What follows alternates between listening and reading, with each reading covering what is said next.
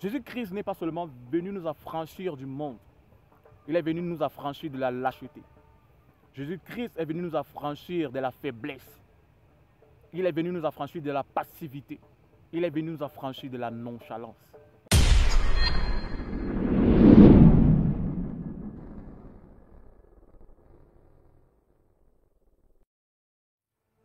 Bonjour à vous et bienvenue sur ma chaîne Célestino le chrétien.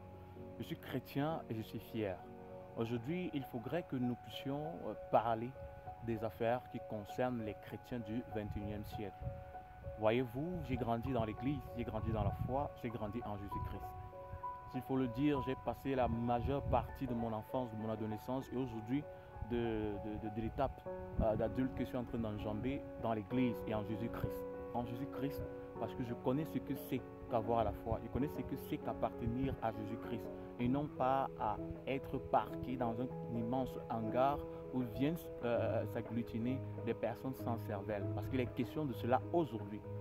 Lorsqu'on regarde l'église, lorsqu'on regarde le monde là où il va, on se pose des questions. On se pose des questions. Qu'est-ce qui se passe? Qu'est-ce qui ne va pas? Pourquoi sommes-nous devenus des affidés du mal? Pourquoi sommes-nous devenus des complices du mal? Pourquoi acceptons-nous aussi aisément et aussi facilement le mal? Voyez-vous, j'aime cette parole de Salomon dans l'Ecclésiaste chapitre 1er. Celui qui augmente sa sagesse, augmente sa douleur. Il est question aujourd'hui de sortir de la morbidité de la foi, de sortir des erreurs, des hérésies, de sortir de la magie, de sortir de la manipulation, de sortir du mensonge. Voyez-vous les amis, lorsque Étienne meurt lapidé, il meurt pour une raison. Il meurt parce qu'il portait en lui la vérité. Il meurt parce qu'il connaissait qui était la vérité. Il meurt parce qu'il portait des principes, parce qu'il défendait une cause et parce qu'il avait des valeurs. Pourquoi est-ce que Pierre est mort?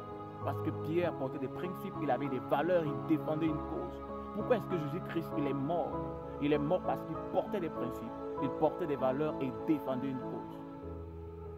Je vais vous parler aujourd'hui d'un pasteur de manière brève, un pasteur malawite en la personne de John Tulemwe qui a eu à combattre. Il a été l'une des figures emblématiques africaines qui n'est pas souvent aujourd'hui valorisée, qui n'est toujours pas valorisée, je dirais d'ailleurs ignorée. Mais ce pasteur malawite, il fait partie des premières têtes à avoir battu campagne contre l'esclavage.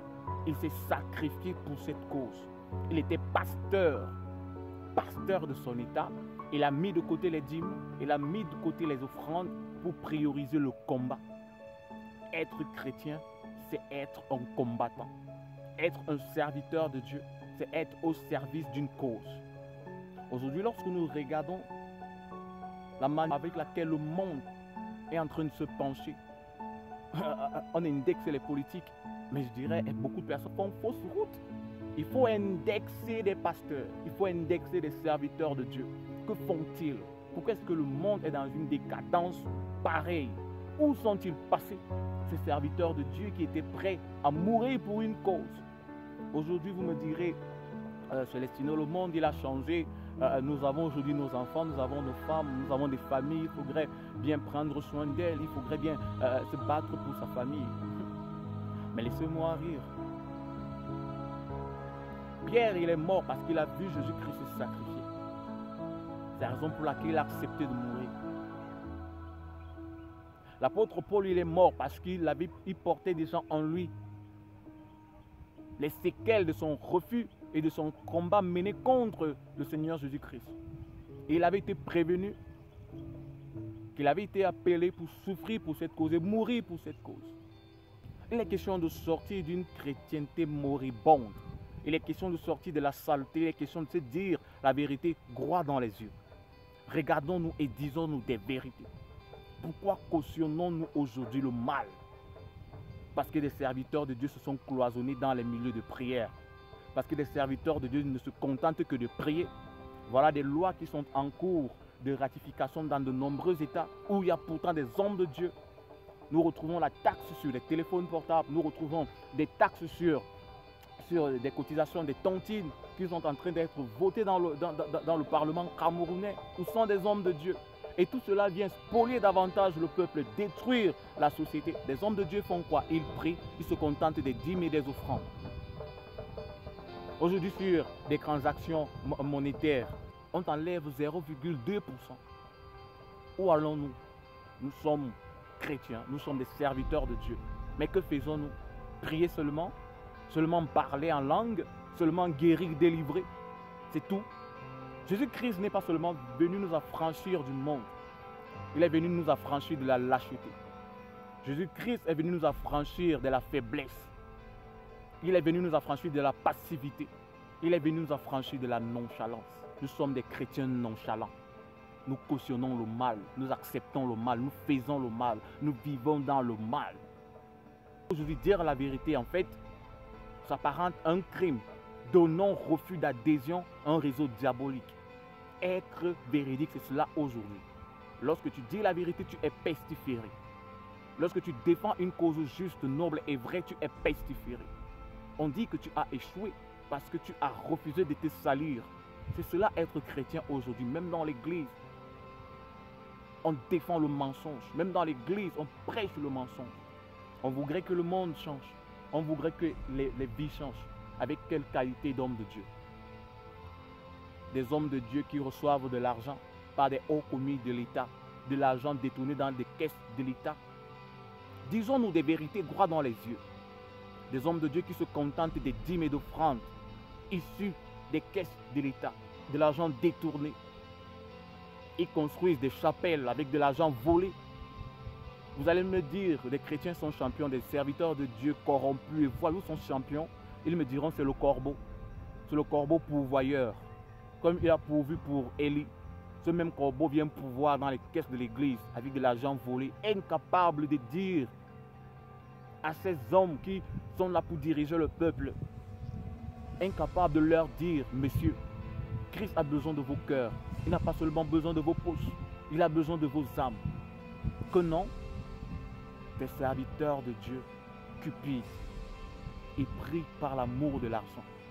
Nous voulons que le monde change, que les serviteurs de Dieu commencent d'abord par changer, que les serviteurs de Dieu apprennent à dire la vérité.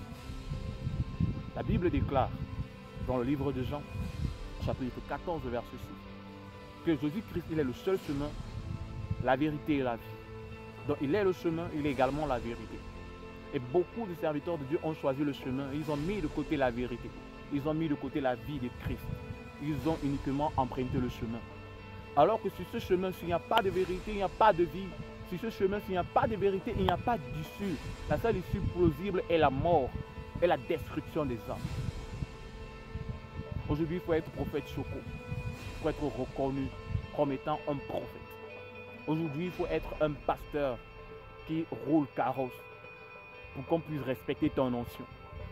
Aujourd'hui, pour être un homme de Dieu, il faudrait rassembler 10 000 foules et bêter. 10 000 foules décérébrées. C'est cette race de chrétiens-là que nous voyons et c'est à ces genres de personnes que nous faisons face tous les jours dans la vie. Des personnes qui n'ont aucune histoire en tant que chrétiens, aucune expérience personnelle avec Jésus-Christ, tout simplement parce qu'une clique de serviteurs de Dieu en a décidé ainsi. Se faire les dieux des hommes, régner sur les consciences faibles. C'est où nous sommes en train de partir. Des serviteurs de Dieu qui se contentent uniquement du très précieux substantif de papa. On les appelle papa, on les appelle daddy. Ils se contentent de cela. Beaucoup de personnes l'ignorent. Le logo structure le discours dans la société.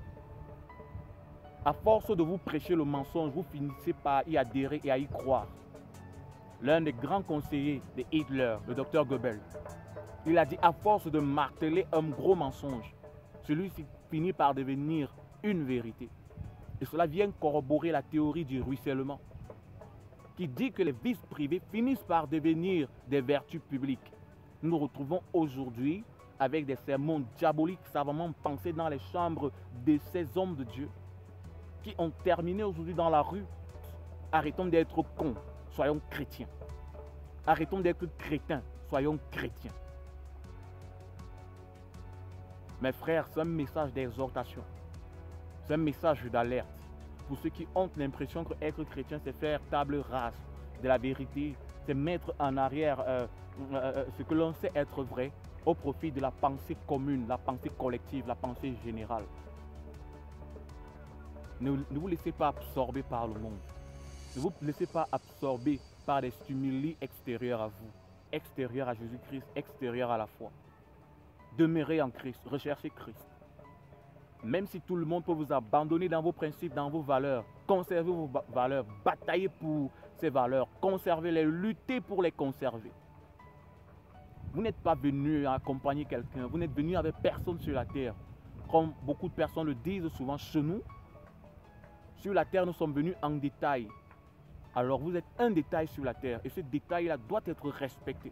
Respecté de par sa vérité, de par ses valeurs et de par ses principes. Faites-vous respecter, ne commandez pas le respect. Conservez votre dignité, gardez vos valeurs. C'est cela qui fait de vous l'homme que vous êtes censé être. C'est cela qui vous rendra fier demain. Et c'est cela qui va construire notre nation, construire vos nations et construire ce monde. Nous en avons marre des contre-exemples. C'est parce que Christ était l'exemple que ses disciples sont morts pour lui. Combien de prédicateurs sont des exemples aujourd'hui sur lesquels on peut se baser pour être prêt à mourir pour la foi? Combien? Chers amis, c'est avec beaucoup d'émoi que vous me voyez faire ce partage aujourd'hui. C'est dû à tout ce à quoi nous faisons face dans le quotidien. Le monde, il va mal. Revenons aux bases. Revenons aux bases. Chers amis, c'est tout ce que j'avais à vous dire aujourd'hui. Je suis Célestino le chrétien et je suis fier de l'être. Bien des choses à vous. Merci.